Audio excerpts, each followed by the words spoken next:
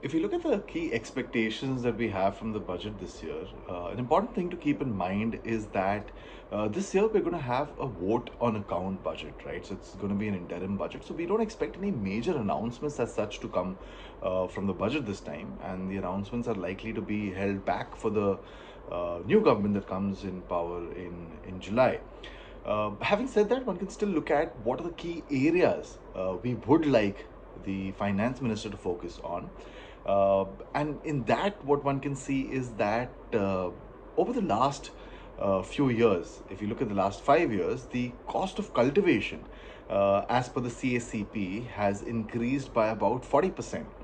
And the PM Kisan disbursement, which was announced in 2019, still stands at about 6,000 rupees per annum. So, given that there's been a sharp escalation in the cost of cultivation, there could be an enhancement in the cash that is disbursed to the farmers.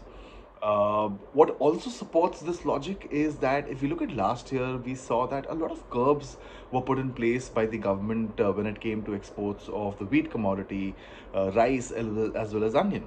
Now, that led to the prices being corrected for these commodities to some extent, and as a result of which the cash in hand of the farmers reduced to some extent. So there was a notional loss, one could say, for the farmers.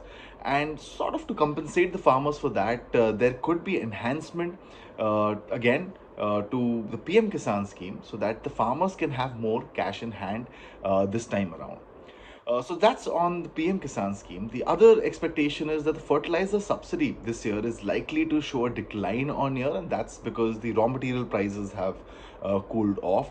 We can see that the natural gas prices are lower, and that's one of the key contributors to the fertilizer subsidy. So that is likely to be lower on year.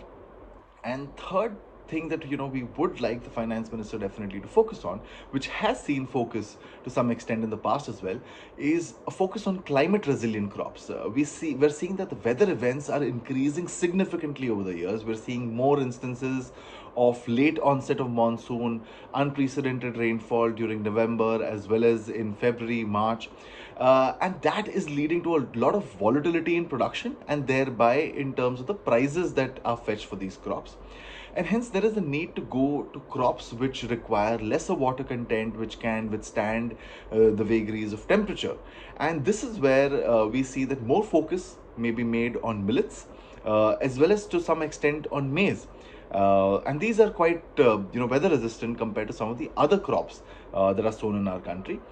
We can also see a focus on on maize and sugarcane from the perspective of diversion of these crops towards ethanol from an energy security perspective.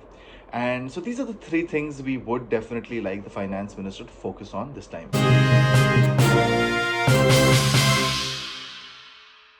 Stay with the Times of India for news breaks, analysis, interviews, and events. We bring you stories from your neighborhood and from across the globe as well. Subscribe to our YouTube channel. Hit the like button and press the bell icon so you don't miss any of our videos.